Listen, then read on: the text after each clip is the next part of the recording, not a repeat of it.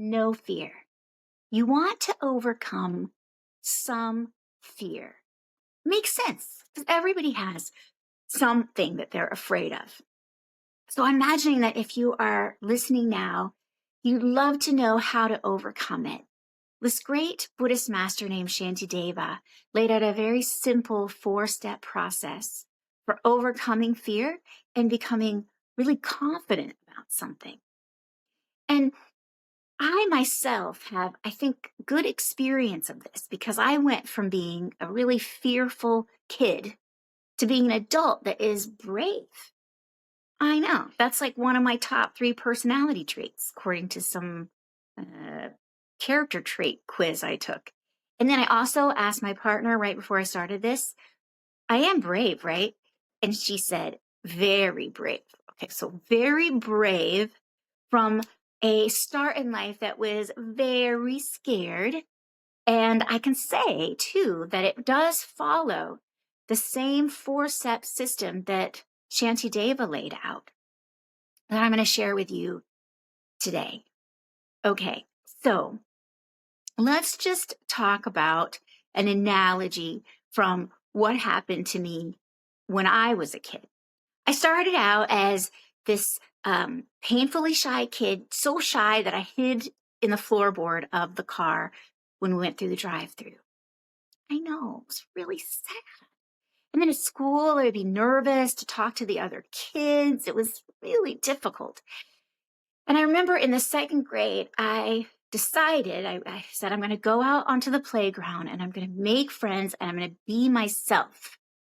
At home, I'm funny, I'm telling jokes, people are laughing, people will like me if I can just be myself. So I went out there day after day, talking, trying to be myself. And over time, I overcame that shyness. And I was like popular, having a good time, like cool and everything. And this went on for a few years, being cool. I was enjoying that, cool part of my life.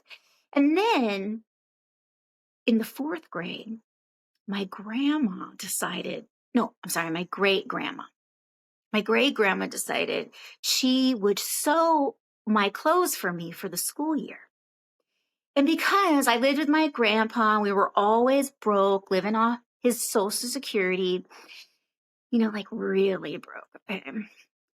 I said, okay, I'll let you sew my clothes for me for the school year, all my clothes, because she was a seamstress. She, not a seamstress, but an upholsterer. She reupholstered things and also sewed curtains. So all of my clothes, all my outfits in the 4th grade were made from leftover couch material and curtains. And they were the worst, so embarrassing, like old school, like Little House on the Prairie look. Like I had an ascot, and the ascot matched my culottes. And it was just terrible. And it was made of couch material, like literally, 1980s couch material. It was terrible, really embarrassing. I went from cool clothes that I got at Kmart. I mean, you can get, back then you could get some cool things at Kmart, to being like so uncool. And I was plummeted back into insecurity and fear. And I went through that whole year in those clothes. And then in the summer before the 5th grade, I said, oh no, Grandpa, we are going to the mall and we are getting some Guess jeans, okay? 1 pair of Guess jeans, because that's what was cool then. And we're not doing these culottes made of couch anymore. Not going to do it. And I had to go back again the next year and do this process all over again. I'm going to be myself. I'm going to be confident. I'm going to be comfortable. I'm going to make jokes. And I did it. I ramped myself back up. And I was able to become, more outgoing and over time, just more and more brave in life.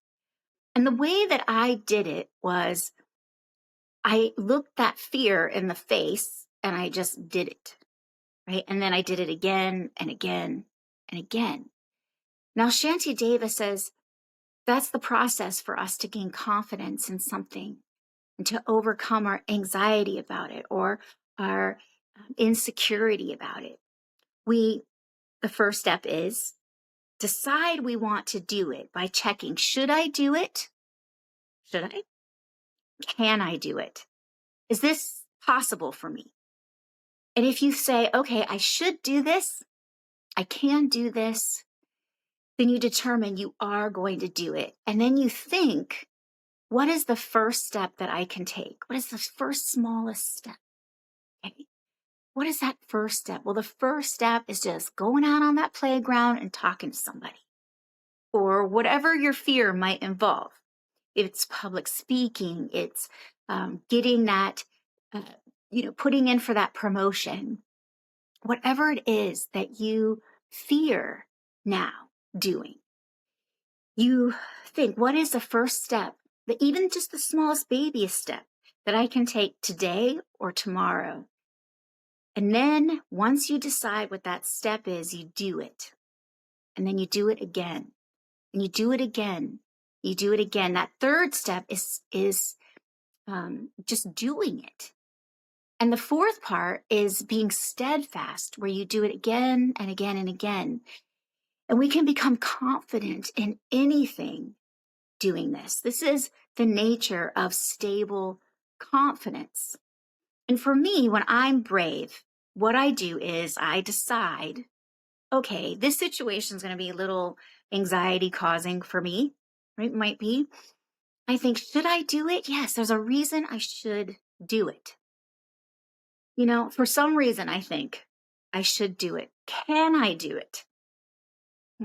Normally, what motivates me the most is, should I do it? But sometimes I have to be checked on this, because now I am so brave, okay, and I'm also OTT, that means over the top, that I will do some things that I will regret later. Like this one time, I was planning this big toy drive that involved having Santa come and give the toys to the kids that needed them.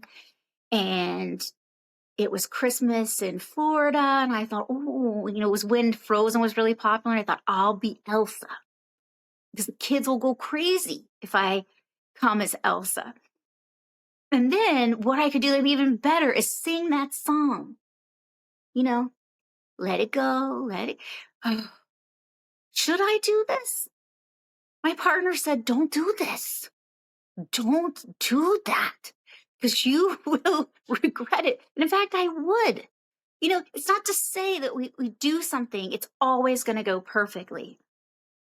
But when you do it, and you do it enough times, despite being anxious or fearful, you become confident that you will do it anyway. And you can do it anyway. And then the sky's the limit on the courageous heart. So try this with something that you are fearful about, but that you think, okay, first, should I do it? Can I do it? What's my first step? Thirdly, you just do it. And then the fourth step is do it again and again and again until it is a steadfast process. You gain confidence only in doing it again and again. Now, if you get derailed a little bit, it's important not to be hard on yourself. Just get back up on the wagon and keep doing it again. Okay, I hope this helps you to become without fear, to overcome fear, right? But, in the way that you tell fear, okay, fear, come over here. You come over here, fear. You're not telling me nothing. I'm doing it anyway. All right, I hope you have a good day. And please, if you like this, subscribe, comment. I'd love to hear what you have to say about this and if it does work for you. Thanks.